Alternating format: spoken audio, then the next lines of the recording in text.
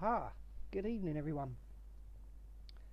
I'll just wait for a few moments for people to join, if you want to join, of course, if you're around, and say hi.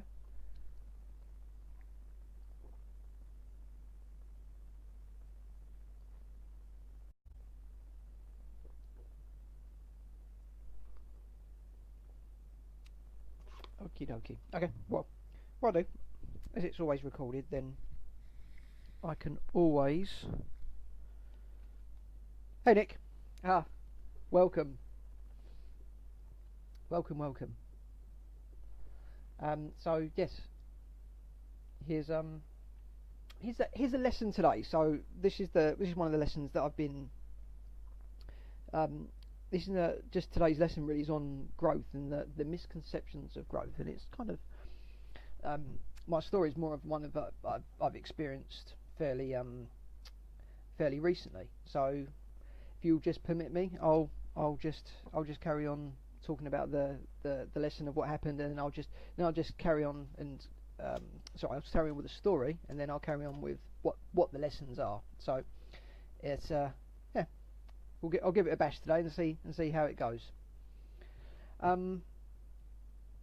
So to say, today's one of my I experienced fairly recently, and it was on Monday actually that I spoke at one of my first had one of my first talks. It's like a TEDX style speaking event. It was like I had a wild card. They had a wild card spot where people would come to speak and give their stories and things. And for those who are not familiar with TEDx style, hey Daryl, nice to see you. For those, hello Bertie as well, nice to see you as well. Just giving a lesson today on growth and the misconceptions of growth. So if you wish to, please carry on watching and post a few comments in the background. So I hope you enjoy this lesson. Where was I? So yeah, Monday I had my chance to speak at my first TEDx style speaking event, and if you've never come across TEDx before, TEDx is set up by a group, a really fantastic group of it's like a media company, and they have people. You see them on YouTube actually. They've got a YouTube channel. They have people that turn up that they invite or asked to speak, and they're asked to share their messages and their lessons and things that they want to share to the world, things like inspiration and learnings and things like that. And it's a great thing if you ever get a chance to go on YouTube. Check it out. My good friend Rosie Allen has got one on there. I think it's TEDx. It's only just come to mind what Rosie's does. It's a great story about don't be the one that walks past. If you see something happening, don't ignore it. You need it's kind of a Samaritan thing. Don't walk past on the other side of the road if you see something which you can help with.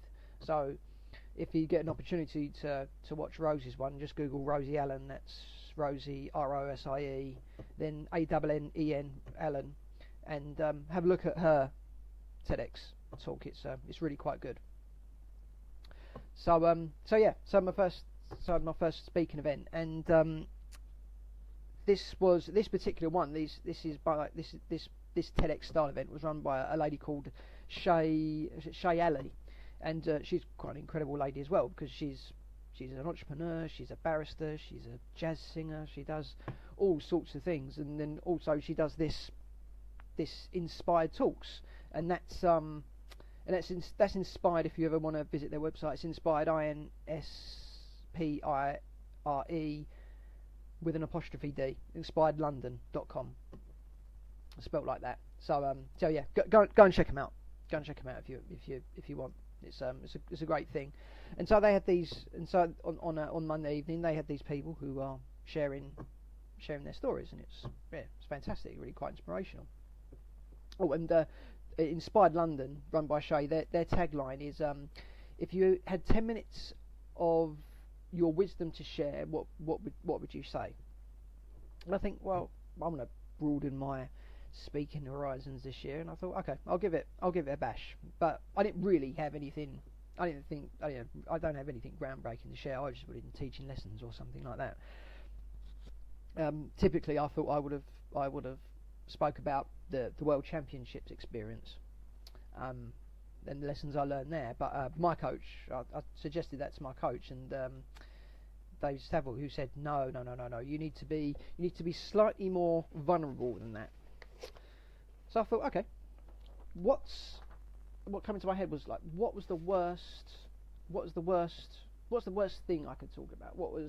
What could I think about that I'd hate to talk about? So I thought, well, I was thinking this and that, and I'm thinking, okay, I'm gonna go for the big one. I think that's really look stupid. Well, potentially look stupid would be talking about my first dates and what I experienced on there, because they were bloody awkward and embarrassing. And that sort of popped into my head, and I thought, I feel sick. I feel absolutely sick talking about that. So, yep. So that's what I decided upon, talking about these first 2 embarrassing dates that I ever had, blind dates, in fact. So I worked on it a little bit over the weekend, and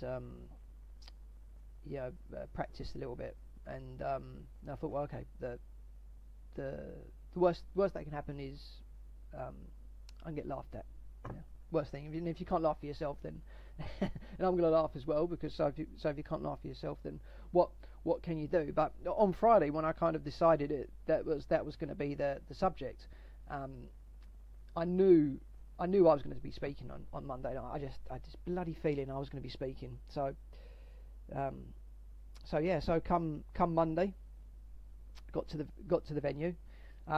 Before that, I found out actually that what happens is you talk to Shay. It's not a dumb thing. It's not like I was going to turn up there and just speak. It has to be earned. And so what you do is you go and speak to Shay, the organizer, and you tell her what you want to speak about, and she'll decide, because there will be umpteen other people, and she'll pick the best one. So the standard, I suppose, is quite high there. So you have to pitch for your own. For this speaking slot. So I got there pretty nervous, still feeling pretty sick, having delivered this ridiculous story, which I thought had absolutely zero value, except at least a few laughs at anything. So I spoke to Shay, and probably delivered the worst pitch ever, because I got really tongue-tied. I couldn't. I actually had to go and sit down and then come back to her and tell her why I wanted to speak. And today I can't even remember these bleeding words of why I wanted to do it. But yeah, and there was quite a few other people. I think it was about 5 people in it, including me, who was in contention for this speaking event. And so at the break, she goes, right, I can't quite come to. Bear in mind, during the evening, I was going from like highs to lows of emotions, like thinking really ill and thinking, I don't really want to do this. This is going to be horrible. To if I get rejected, I was thinking, oh Christ, I'm going to be of the right hump now, because I kind of psyched myself up for this evening. So I really wanted to speak, but at the same time I didn't want to speak. So you work that out. So Shay couldn't come to a decision. So she thought, right. So she said, I'm going to put people into a hat, and I'm going to put out a name. And I thought, right, that's it. I'm going to be speaking. I just knew it.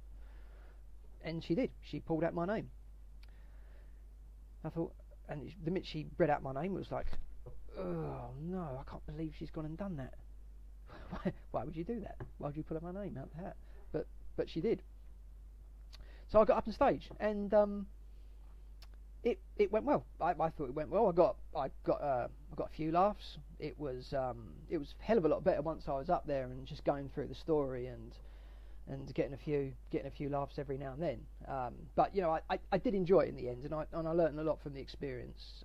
I learned a lot that to really engage people, that you have to look at the people who you are speaking with, and when you're delivering your story or a moment or a lesson that's very important. It's important to look at a person, or look at them as one, and speak to them like you're speaking to just someone face to face. So it's like you've got to give them your full attention, so they feel more connected and more in your story as well. So that was one of the big things I learned. So avoiding looking down at your feet. The other thing, I think I need to keep the microphone a hell of a lot nearer to my mouth when speaking. That was going all over the place. And also work on the execution of the lesson a little bit more. But great experience. I mean, what more can you ask for than to be given this opportunity to speak? So I was well pleased.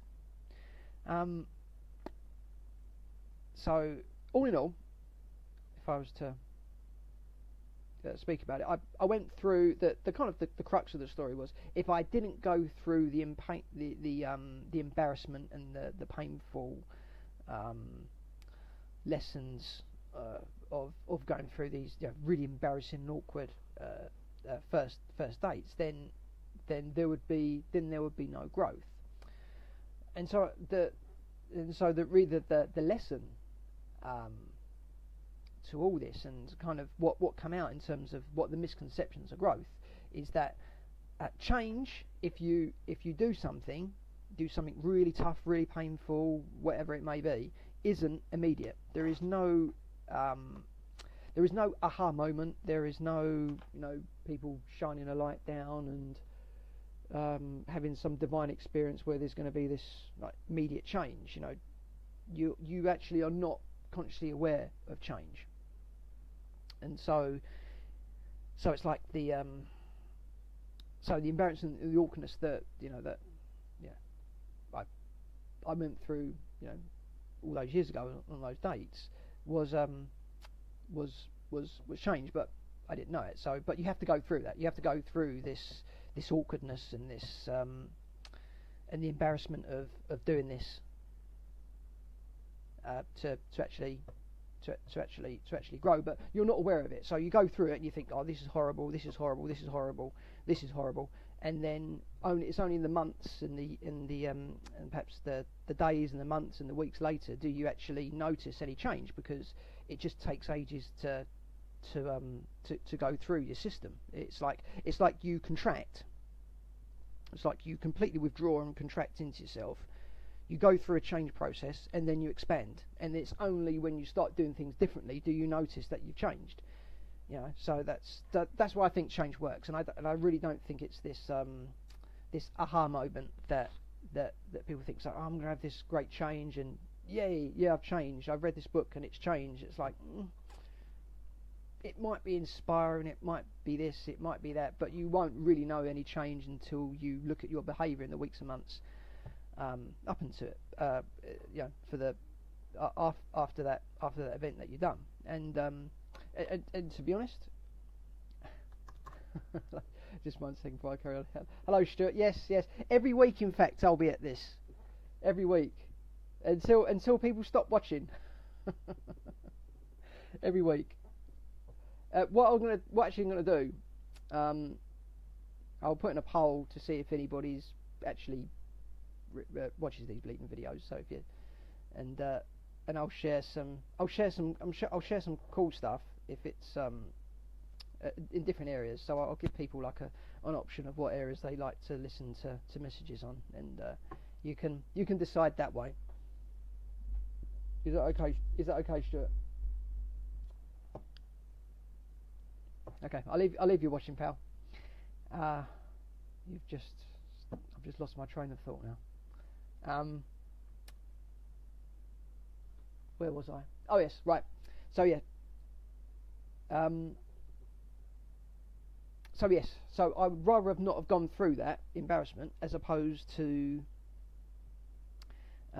if there's put it this way, if there was a pill which could cure everything, and it would just take this one pill and you would be free from any embarrassment, or you wouldn't have to go through any of this stuff, like an immediate cure pill, then I'd probably take it, because that is the easiest and least resistance way to growth. But sometimes it doesn't work like that, and you have to go through the awkward, the painful stuff to receive this seed of growth, and then you attract, get hurt, go within, and then you expand. So that's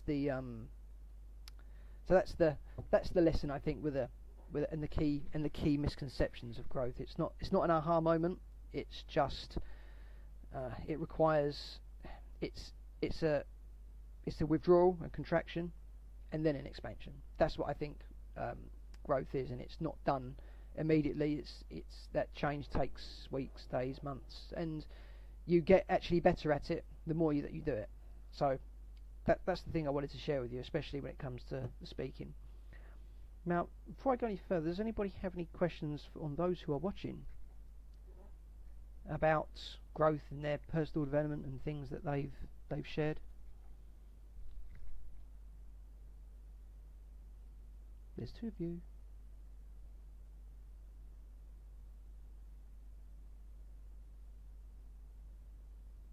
Nope.